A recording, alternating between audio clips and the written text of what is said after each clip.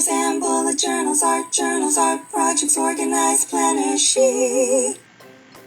Well, hello planner babes, and welcome to Organized Planner Chic. I'm Lucinda, and if you haven't subscribed already, please do so and select the bell for notifications.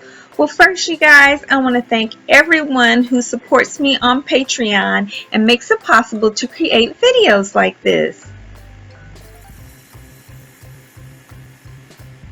Well, thank you guys so much. And if you're interested in supporting me on Patreon, just go to patreon.com/organizedplannerchic. Okay, you guys, I am starting off with a set of cards from Dollar Tree, of course. And all of the cards that I got were 2 for $1, which is super awesome. And I'm cutting out the first card. So I got, for almost all the cards, I got 2 of the same one because I knew I might want to try to do multiple things and I might want to have more of those little, cute designs and doodles and everything. So this first one, I am cutting out some of the pumpkins on this from this Decor, and I'm trying to make sure that I cut out shapes that are similar in width or shape and height. Of course, they're not exactly the same because sometimes you look at cards like this and you think, oh, I can just flip that and have the exact same thing on the other side. But once you have to flip it, it is not the same shape. But I'm going to take care of that by putting something in the middle. But still, I need these shapes to be similar so that I don't have to do too much extra work. So now this set of foam boards, these foam sheets, I got from Dollar Tree as well. Yes, I was looking for the small individual colors in a pack of like 20, but they didn't have any left. They just had this set of sheets. So what I'm doing now is I'm just taking these pumpkins and I am gluing them using some Dollar Tree craft glue onto the foam sheets because I want to be able to use some of that real pretty gold or copper colored circles that are behind it, which I thought would really look good with the purple because that way it's sort of fall and Halloween design. I'm not a real big Halloween person. I don't exactly normally decorate for Halloween, but I do like the colors to be incorporated with fall because it is that season. So I'm just putting pressure on there. And then for me, the easiest way to cut things out is to first just kind of cut in general around the shape without being specifically, cutting exactly the way I want. That just gives me less to have to move around. So like if I was trying to cut out this pumpkin while I still had all the rest of that foam board spinning around in my hand and around my scissors, it's just a lot more work. So this way, by having less to work with, it's easier for me to cut around the shape. So I'm cutting around, but I'm leaving some of the copper circles there so that they can look really pretty. And plus that allows me to have other pieces or other pumpkins glued on the other side, which you'll see in a little bit, that will fit within that space and not have to exactly mirror the other side. So I'm taking some copper paper clips. Now I did not get these from Dollar Tree. I got them from the 99-cent only store, and I had got a bunch of them for 99 cents, which is an awesome deal.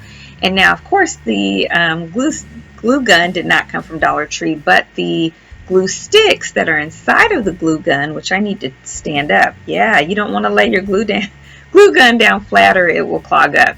So so I got the glue sticks from Dollar Tree. I always get my glue sticks from Dollar Tree. And now I'm just gluing the other side. So on this side, of course, I won't have the gold or the copper circles on there, but that's okay. It'll allow me to have a different style on this side. And sometimes I can just flip my paper clip around and have something that's different. It'll be a different shaped pumpkin and it won't have the circles, and it'll just almost be like I have double the paper clips. So now I'm just kind of trimming the excess because I didn't lay the pieces on there exactly right to fit on there, and now I'm trying to use my big scissors to trim it, which was a lot of work. And I'm sorry there might be a little noise. My husband's coming back in He's been out and I'm just not where I can be away from the noise. So now I'm using my really teeny tiny scissors that are for little spaces that I got from Dollar Tree as well. I really love these scissors. I really spent too much time trimming that, but yeah, here they are. So I actually had, I only had two. I had two of these. And now I'm going to use the other card that is just like the one that I just worked with, but I'm going to make a bookmark out of it. Now, unfortunately, the words or the lettering for this card went really far into where the pumpkins are, so I had this really little bitty narrow strip to work with, but I was like, okay, that's fine. I know what to do, so I'll show you guys in a moment. So now I'm just it has a little bit of fuzziness on it. I don't know why my paper trimmer cut that way. I don't think it's the trimmer because everything else I trimmed didn't do that. I think it's just the paper, it kind of frayed, but I'm going to use my tiny scissors to trim that. And this is going to be a two-sided bookmark as well. I mean, a two-sided bookmark. So I had two-sided paper clips. Now I'm going to have a two-sided bookmark. And now after I get this all trimmed up, I'm just going to glue that onto a piece of real pretty yellow cardstock, which will allow me to have a wider bookmark. So yeah, and this is just a scrap I had from forever ago. Gosh, I mean years, literally. And so I'm just going to glue this. This time I'm going to use a glue stick. I just like to switch it up a little bit. Normally when I've got two pieces of cardstock, I try to use my favorite Dollar Tree double-sided tape, but for whatever reason I'm using my glue stick here, and just to make sure that it adheres better or really well, I'm putting glue on both pieces of paper. And then all I have to do is trim that. Of course I'm going to use my bone folder, and no, my bone folder did not come from Dollar Tree, but that would be awesome if Dollar Tree offered bone folders one day, because I really do love a good bone folder. So yeah, so I'm just going to trim this on the left, try to make it pretty even, and then I will trim also the top and the bottom. And then whenever I get ready to put the other little strip on the back of that, it won't have to be perfectly centered because nobody's going to be able to tell, right? Because it's going to be on the other side. Yeah, so that's nice and trim. And now here we go. I'm just like, okay, I'm just going to kind of eyeball it, see if it's pretty. What really matters is that it's in the center of the side of paper that it's on. That's what really matters. So, because I don't think the other side was perfectly centered anyway. And you guys, we are not going for perfection. We just want it to look the way we want it to look. So I'm just going to put some more pressure here with the bone folder. And now I'm just going to use a Dollar Tree hole puncher to punch a hole in there. And this is Dollar Tree craft string. And I'm just wrapping it around my hand. I'm going to cut where I want it to end, and then I'm going to fold that over. I'm not going to cut it just yet, and stick it through the hole and bring it back through and loop it. And then I'm going to cut through the loop, which I did not need to do since I was going to wind up trimming it anyway. All I had to do was just decide how long I wanted it to be and just cut across there, but I wasn't thinking about that. So I'm going to cut through these loops, and then I'm going to trim it so that it's the length that I really want it to be. And then I will have my pretty bookmark. Isn't that nice? Oh yeah, and now I would not do this at this point if I were you guys. I just didn't think until later that I might want to round the corners. So you want to round the corners before you do your hole punch, and or at least at the very least before you put your crafter string through there for your little tassel. So yeah, you just round those corners, and then here we come to the next one. So these are some Dollar Tree owl stickers, which if you didn't know, I really, really love owls. So I'm just going to put this sticker onto another scrap piece of cardstock that I've had for ages. And I'm going to pick out a few. I was really trying to decide which ones I wanted, and I wanted to kind of have similar shapes and sizes for this as well, because I'm going to double-side it. But I'm not going to use any foam board at all. It's going to be a little bit different. Yeah, so I'm going to have 3 bookmarks this time. So then I'm just going to go ahead and cut these out the same way that I cut everything. Just kind of get a smaller little area to cut. And then that makes it so much easier to just cut around. And these, I think I went pretty close. Yeah, I went close around each of the owls.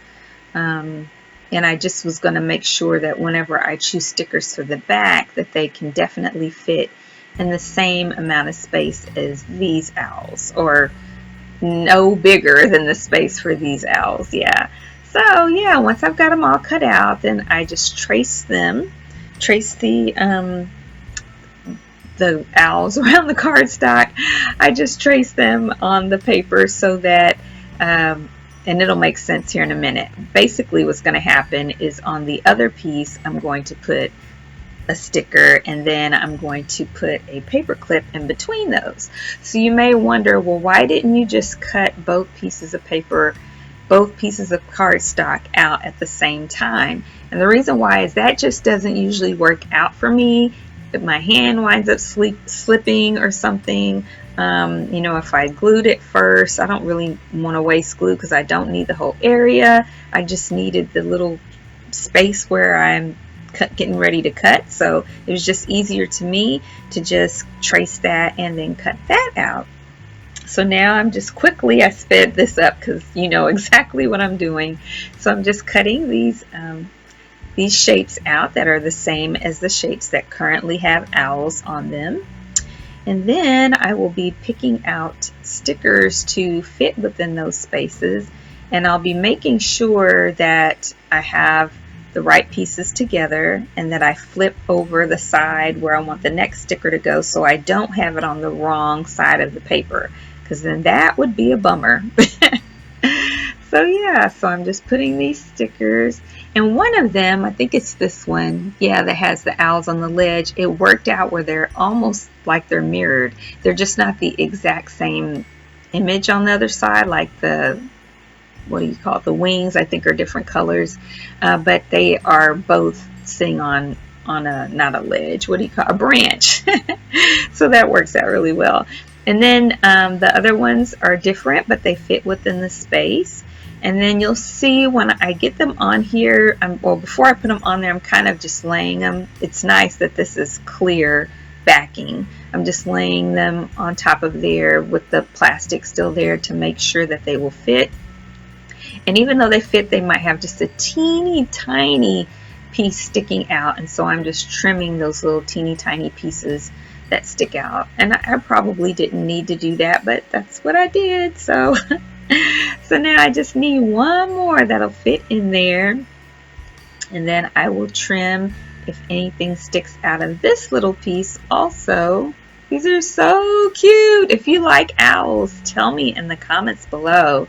And if you aren't particular about owls, let me know if there's any type of animal that just, you know, wild animal, not like a cat or dog, because I love dogs. But in cats, I think cats are cool too. I'm just very allergic to them. I'm actually allergic to dogs too, but I have a very small allergy, and they don't bother me much. I grew up with dogs.